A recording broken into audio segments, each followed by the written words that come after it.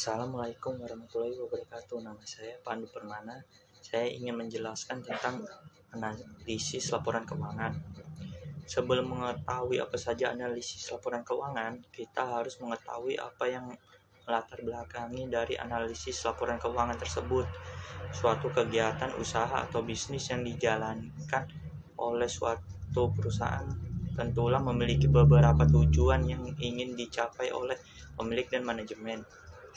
Yang pertama itu ada pemilik perusahaan menginginkan keuntungan yang optimal atas usaha yang dijalankannya. Yang kedua, pemilik menginginkan usaha yang dijalankannya nantinya tidak hanya untuk satu periode kegiatan saja. Yang ketiga, perusahaan tetap mampu untuk menghasilkan atau menyediakan berbagai jenis barang dan jasa untuk kepentingan masyarakat umum.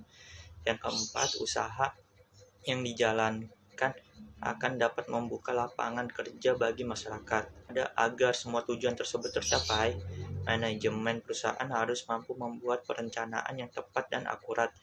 Di dalam perusahaan, pelaksanaannya harus dilakukan secara benar dan baik sesuai dengan rencana yang telah disusun sebelumnya.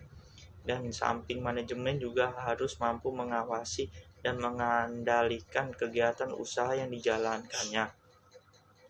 Kemudian, agar usaha yang dijalankan dapat dipantau perkembangannya, setiap perusahaan harus mampu membuat catatan pembukuan dan laporan terhadap semua kegiatan usahanya.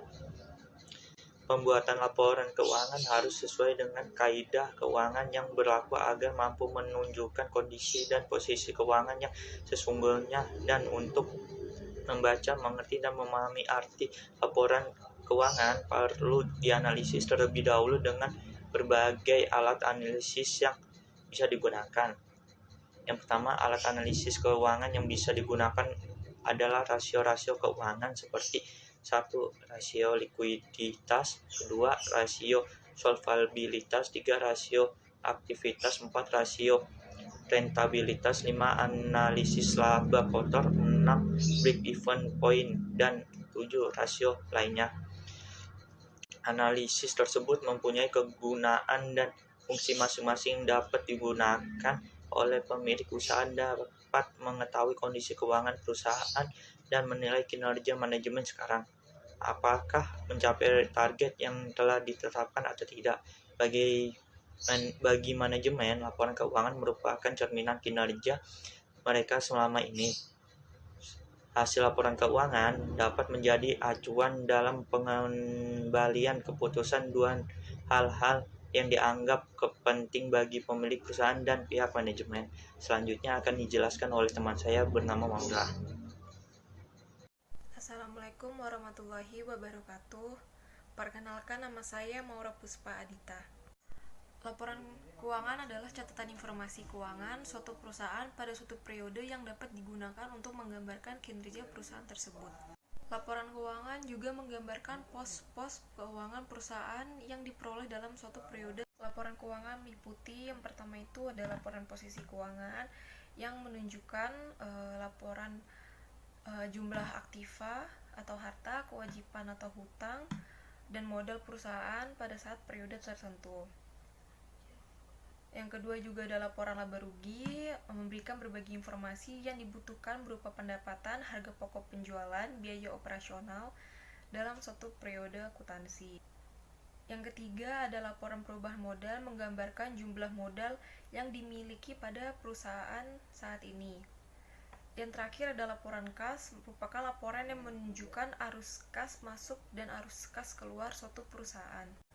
Tujuan dalam menyusun laporan keuangan yaitu yang pertama memberikan informasi tentang jenis dan jumlah aktiva atau harta yang dimiliki perusahaan pada saat ini. Yang kedua, memberikan informasi tentang jenis dan jumlah kewajiban dan modal yang dimiliki perusahaan pada saat ini.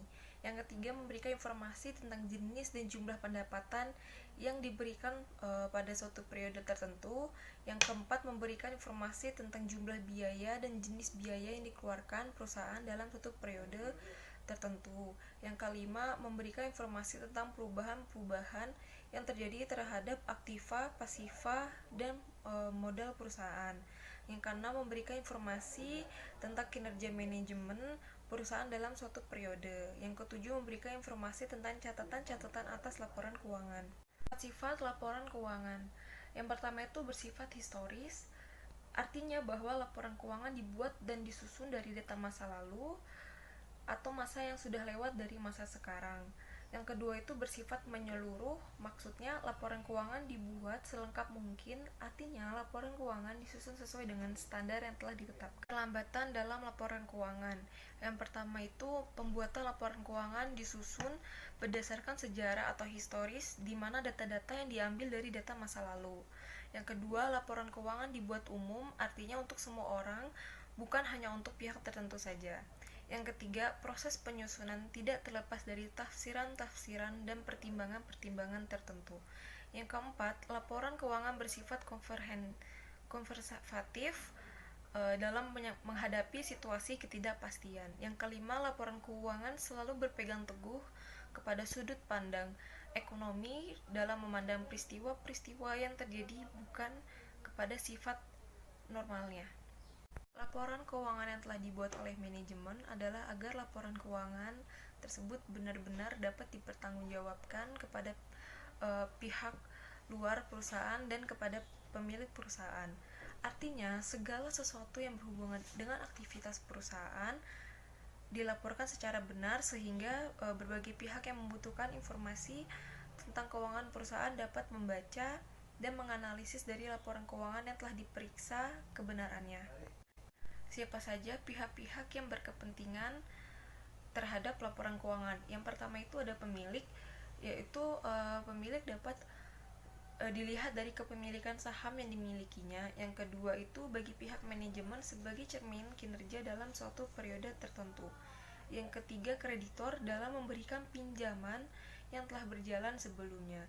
Yang keempat, pemerintah secara periodik untuk menilai kejujuran perusahaan dalam melaporkan keseluruhan keuangan perusahaan yang sesungguhnya, dan untuk mengetahui kewajiban perusahaan terhadap negara dari hasil laporan keuangan yang telah dilaporkan. Yang kelima, investor menanamkan dananya dalam suatu usaha sebelum memutuskan untuk membeli saham, perlu mempertimbangkan banyak hal secara matang.